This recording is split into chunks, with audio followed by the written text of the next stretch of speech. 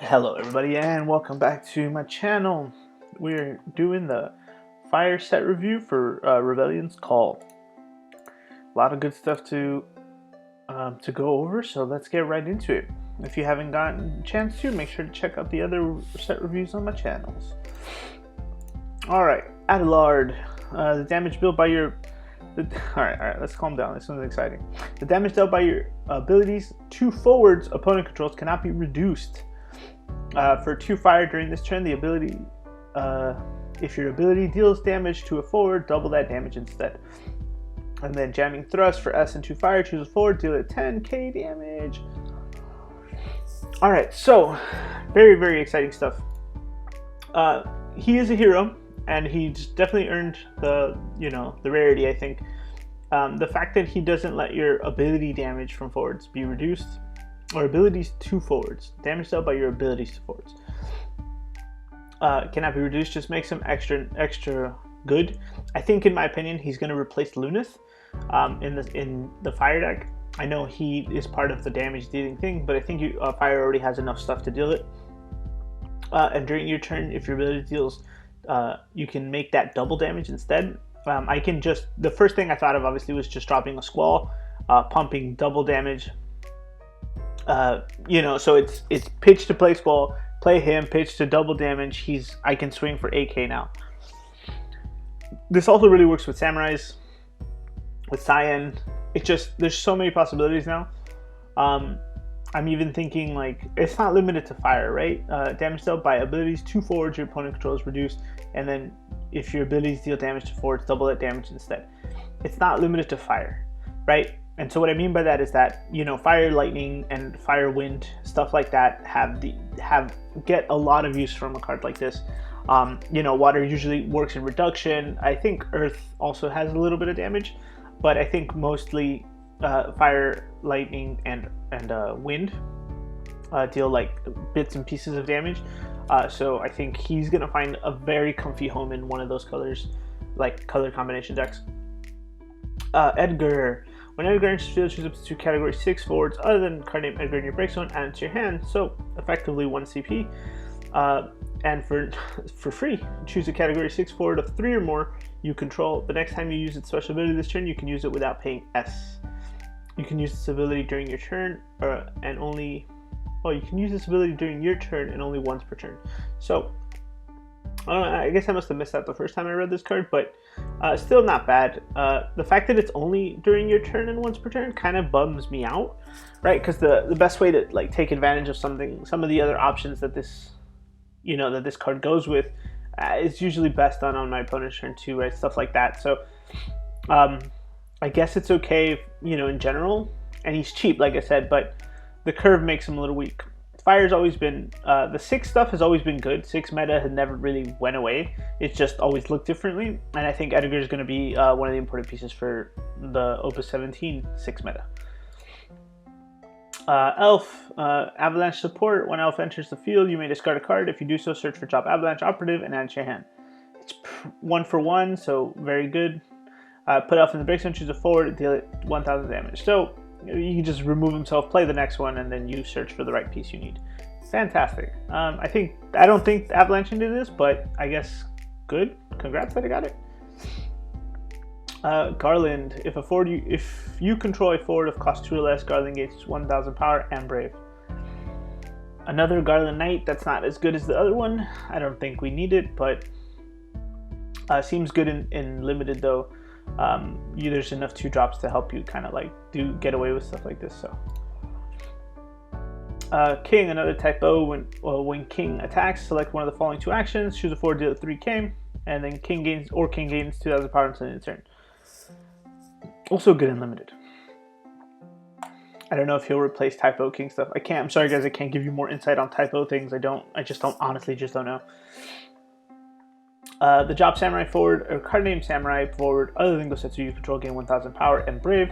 When Gosetsu is put from the field into the break zone, choose a Job Samurai or card name Samurai other than card name Gosetsu in your break zone and add it to your hand. So just in general, really good, keep things active, and kind of pairs with the new Hien in this set. Again, the only problem with these cards is that there's a name clash So you have to make that decision for yourself. I think with the new hand, I think we go this new Gusetsu, because I think we can find our way to the other guy some other ways, but we'll see. It really just depends how that plays out. So yeah, not a bad card. Mr. Goblin. When Goblin enters the field, it's not Mr. Goblin. I just call it Mr. Goblin. When Goblin enters the field, you may search for Job Goblin, add it to your hand, and for you can tap, put Goblin, choose a forward until at 3k. So just being able to 1 for 1 CP for 2 CP is just good. I don't know if there's going to be enough decks down the road where thinning out the deck fast enough is going to be helpful, but this might be useful. And if nothing else can be said, then this job will gain usefulness when an actual Goblin deck comes out. So assuming that the key part is actually Job Goblin, right? Because that's what they do sometimes. Like King Moogle Mug is not a Moogle, and then the Moogle backup that came with it is not a Moogle. So again, assuming that the key piece is a Job Goblin, or the backups and shit, or goblins, then this card will see a lot more play in that future. But for right now, there's only a few targets, and yes, one of them is a backup, but it's not enough for me to get out of bed yet. Samurai. When Samurai enters the field, you may pay a fire in the colors. When you do so, choose a forward, deal 8k, and then Samurai gains 1000 power and brave. Yeah, very good. Kind of like the Lightning Red Mage one, with its own like extra stuff, but still a good card. Works really well with this guy. Is it this guy? Yeah. Put Samurai in a big zone, choose a forward in your break zone, add it to your hand. If it's a fire forward of cost 3 less, play it on the field instead. So break this, target this, put him out, pay 2, kill something. I have 1k in Brave now. The Samurai stuff is just so much extra support this set. I guess they want him to come back. Both of these cards are very good, all things considered. Limited or standard, I expect to see them both. Scott. When Scott enters the field or is put from the field into the break zone, choose a forward. It gains 3000 power until the end of the turn. And at 3 damage, when Scott is put from the field into the break zone, draw 2 cards. I like this. I think we need more of this. Like at damage 3, like leave the field effects, or at X damage, leave the field effects, because that would mean that these cards get better as the game goes on, as opposed to like and I guess that's kind of what you could argue is what you would say for all of them, because they have that. But sometimes it's not so much I'm gonna play this and now everyone gets taste, but like if you let this guy live at or if I draw this guy later in the game, then I can hold on to him and he kind of like deters you. It's as opposed to like speeding things up, it like slows things down for my opponent. That's all. But he's not a bad card. I got a lot of use of him in the pre-release, so he was cool. I don't think we have a Cat 2 deck coming anytime soon, but he is searchable for his name. I like his damage 3 effect, honestly, but I like both of his effects for like a damage. Like, I think he's a good card. I just don't know if he's going to be standard good, is what I want to say. Xenos. When Xenos enters the field, you play a character of 4 or cost 4 from your hand onto the field. When Xenos attacks, all forwards other than Xenos gain 2000 power until the turn. Yeah, this card is going to go good with also the Nyohian, which we're coming up on, I think. But in limited, he's a butt to deal with. He's a strong card, really. Being able to play a character of 4 or a cost 4 from your hand onto the field. I know it's not 4 less, which makes it specific, but it doesn't say, it says character, right? So if you forward backup monster that are exactly cost 4 less, you can play them onto the field. So there's a lot of potential advantage, and he doesn't necessarily always need to go for a game. He can help set up and then develop board. It's good. It's a good card. It's a very decent rare, strong rare, I think. Tifa backup. When Tifa enters the field, choose a forward, deal at 9000. You can play to fire until Tifa becomes a forward of 8k. You can only use this ability during your turn and only once per turn. So if it didn't need to be said, it's obviously only once per turn, so you don't bring the power back up to 8000. If it gets it's reduced and stuff, but this is a weird card. I think it's the first of its kind. And what I mean by that, I know we've been able to get to make backups into forwards, but I mean it's a card that turns itself, a backup that turns itself into a forward. I don't know if 7 needed it, but I mean it's cool. We have a lot of Tifa name clash. but I think Zangan can search him as searches. I don't know if he searches just for Tifa or Tifa card named Tifa, but either way, it's interesting. Also, it's like if my opponent doesn't have forwards and like he removes my board, she's super safe, right? Until I'm able to play her. And so, and it's also not limited to main phase or whatever at the beginning of your main phase. Like it's not limited to that. So you could do it in battle if my opponent like manages to squeak out of. It's just like a weird protection, not a weird protection, but like a weird pocket forward, right? I guess is hold on to it in the back like a secret forward. It could be one of those things too where your opponent likes to cover his cards and you kind of forget that. And I'm not saying you should do that, but it's bound to happen and people are going to get upset. So think about that. Fire Berserker. For 1 fire, Berserker gains 2,000 power until the end of the turn. At the end of the turn, break Berserker. It's terrible. I don't like this card. I don't need this. Move on. Bahamut. Choose up to 2 forwards. Divide 10k among them as you like. If you have received 5 points of damage or more, divide 15k, 15,000 damage among those instead. It must be units of 1,000. So, very decent card. It's a strong card, I think. I don't know if it'll make its way into standard either, but definitely for limited is very good to get your hands on it. Jet Bahamut. When Jet Bahamut enters the field, choose a forward, deal 5,000 damage. If it is put from the field into the break zone this turn, remove it from the game instead. At 3 damage, when Jet Bahamut enters the field, choose a card named Garnet or Amber Bahamut and your break zone and play them onto the field. Wow, that's annoying. I think this Winged Chaos thing is good for limited as well, but I don't know if it's enough in a standard format.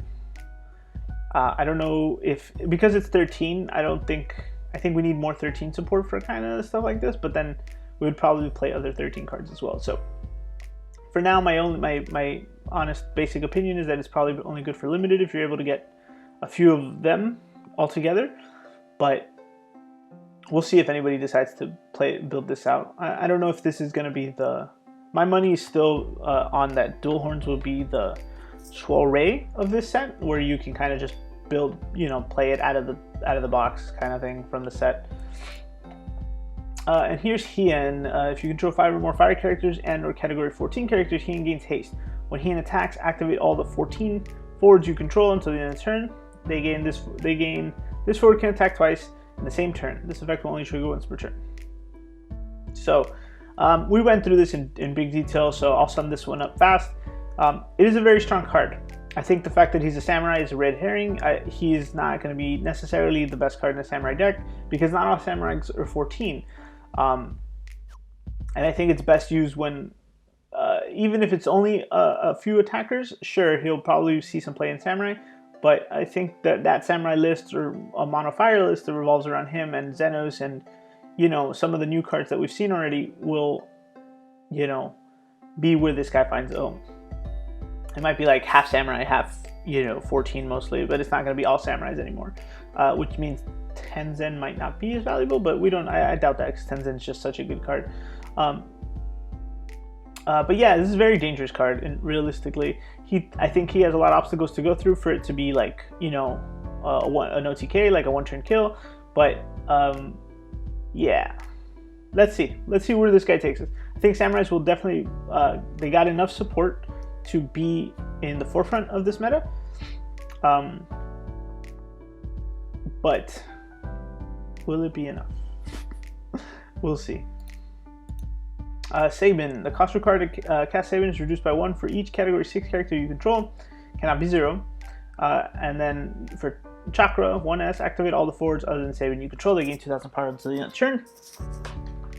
And then choose a forward, deal it 8k. So with the Edgar, Edgar, we can use one of these for free on our turn. I guess if, in a world where we're getting dull and frozen, the first part's extra helpful because they also gain they activate all of them. But I think mostly you would use the aura cannon to just just start removing a little bit of control, right? So he's a strong card. I think together they paired very well, aside with some of the other ones we got from the set.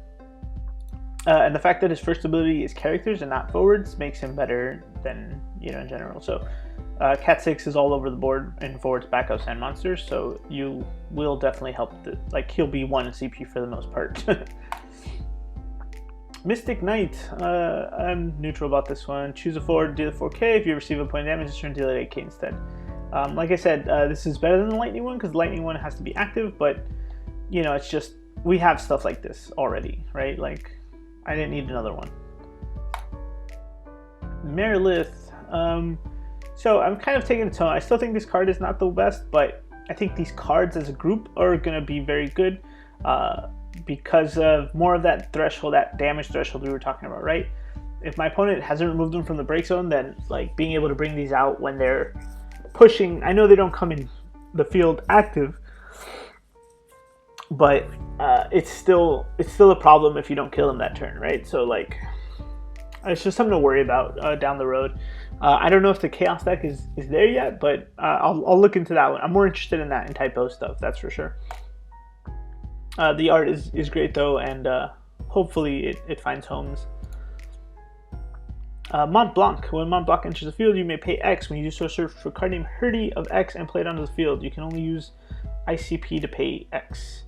I don't like that last part, but we have 3 Hurdys now. The new ice one is probably your best bet. They go together, Mont Blanc and Hurdy, so it's very good. I think it's just great ramp, really. Like on turn 2, if you have this, you're set for the rest of the game, kind of. I don't even think if the deck revolves around I'm pretty sure this is the best backup curve line that you're gonna have from now on for Fire and Ice, pretty much. So that's good for them. Red 13, when you enter the field, you may discard a card, choose a forward, deal it 7k, and then you can pay a fire and colorless to choose a forward, deal it 7k. So you could deal 2 packets of 7 or target something for 2 packets of 7 and deal 14 of something. It's very good. It's very good in an as an anti-aggro or kind of like a help you board clear thing. It's expensive, sure. It's a 2 CP that can effectively be 6 CP, but it does a lot. So it will replace the old Ace that we used to use, I think, because that one was also potentially 5 CP. It did less in total, but it's still good.